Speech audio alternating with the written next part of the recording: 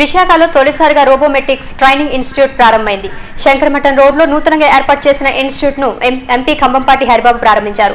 Advanced time robotics పై శిక్షణ ఇస్తామని నిర్వాహకులు ప్రకాష్ తెలిపారు. ముఖ్యంగా స్కూల్ విద్యార్థులు, ఇంజనీరింగ్ విద్యార్థుల కోసం విశాఖ కేంద్రంగా తమ కార్యకలాపాలను ప్రారంభించామని చెప్పారు. విద్యార్థుల్లో సృజనాత్మకతతో పాటు వారిలో సరికొత్త ఆలోచనలు రేకెత్తించేందుకు ఇన్స్టిట్యూట్ ను ఏర్పాటు చేశామన్నారు.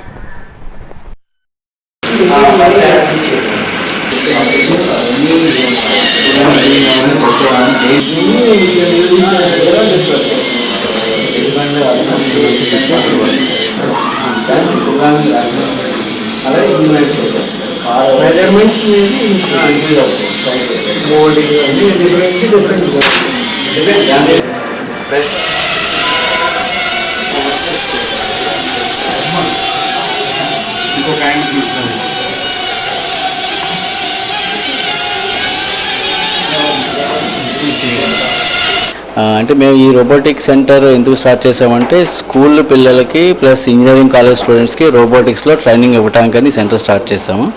బట్ అందరూ అనుకునేదంటే స్కూల్ పిల్లలకి రోబోటిక్స్లో ట్రైనింగ్ ఏంటని అనుకుంటారు. కాకపోతే స్కూల్స్లో చెప్పేదంటే స్టెమ్ ఎడ్యుకేషన్ ఉంటుంది, science, technology, engineering and maths అని. అంటే వాళ్ళు నేర్చుకునే సైన్స్కి, మ్యాథమెటిక్స్కి ఇంటిగ్రేట్ చేస్తూ రోబోటిక్స్ని ఒక అప్లికేషన్ కింద వాడతాము. సో దాని ద్వారా రోబోట్స్ క్రియేట్ చేసి దాన్ని ఎలా క్రియేట్ చేయాలి, దానికి ఎలా ప్రోగ్రామింగ్ చేయించాలి అనే దానిలో ట్రైనింగ్ ఇస్తాం. దానివల్ల పిల్లవాడికి క్రియేటివిటీ పెరుగుతుంది, వాడికి కొత్త ప్రొడక్ట్స్ ఇన్నోవేట్ చేయడానికి ఆలోచనలు కూడా పెరగడానికి అవకాశం ఉంది. అంటే వాళ్ళు నేర్చుకునే సైన్స్, మ్యాథ్స్కి అప్లికేషన్ చూస్తాడు. అదే ఇంజనీరింగ్ కాలేజ్ వస్తువులకి ఎలక్ట్రానిక్ స్టూడెంట్స్ ఉంటారు, మెకానికల్ స్టూడెంట్స్ ఉంటారు, ఆటోమొబైల్ స్టూడెంట్స్ ఉంటారు. వాళ్ళందరూ ఏం చేస్తున్నారు, వాళ్ళు కోర్ సబ్జెక్ట్ వదిలేసి సాఫ్ట్వేర్ సైడ్ వెళ్తున్నారు, కానీ కోర్ సబ్జెక్ట్ మీద ఏం తీసుకోవట్లేదు. సో ఈ రోబోటిక్స్ అనేది అప్కమింగ్ ఇండస్ట్రీ. అంటే నెక్స్ట్ మీరు 5-10 yearsలో చూస్తే రోబోటిక్ ఇండస్ట్రీలో జాబ్స్ క్రియేట్ అవుతాయి.